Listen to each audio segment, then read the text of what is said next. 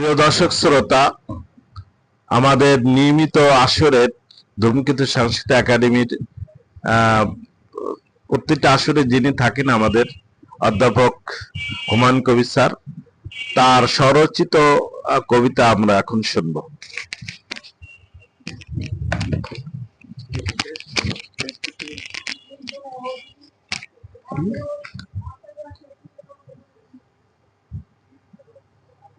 আসসালামু আলাইকুম।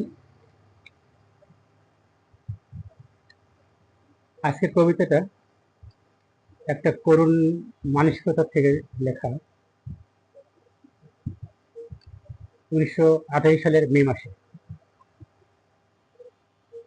একটা যাত্রী ছাউনিতে একটা বর্ষণমুখর অবস্থায় কিছু লোক দাঁড়ানো,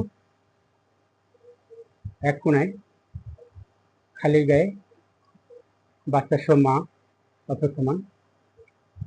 এমন সময় কিছু ঘটনা ঘটে, সেই ঘটনা থেকেই সে লেখা। কবিতার নাম আশ্রয়। মা মা গো, একেবারে ভিজা যাইতেছি তো, একটুখানি সৈরা বহ না। ন্যাংটো 4 বছরের ছেলে মায়ের কোল জড়িয়ে ধরে কথাটি কাঁপতে কাঁপতে বলেছিল। ছেলেটি বাস যাত্রীর ছাউনির এক কোণে বসে আছে।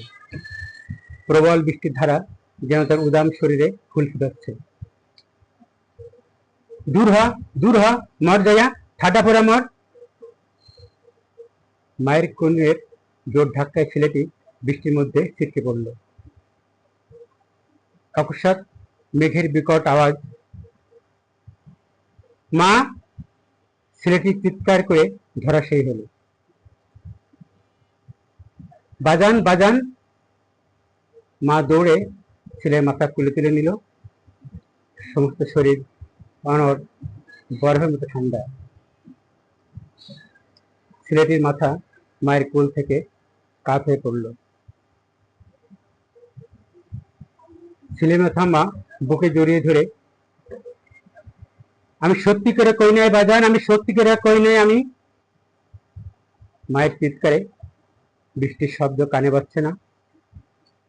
ছাউনিতে অপেক্ষমান লোকগুলো হতভম্ব দর্শকের মতো করুণ ভাবে চেয়ে রইল। ধন্যবাদ।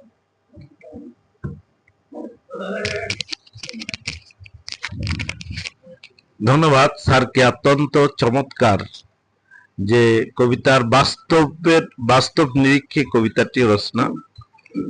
আমি স্যারকে ধন্যবাদ জানাচ্ছি। কবিতা যে সমাজকে অনেক কিছু দিতে পারে, তার জ্বলন্ত উদাহরণ স্যারের কবিতা। স্যারকে আরেকবার ধন্যবাদ জানাচ্ছি।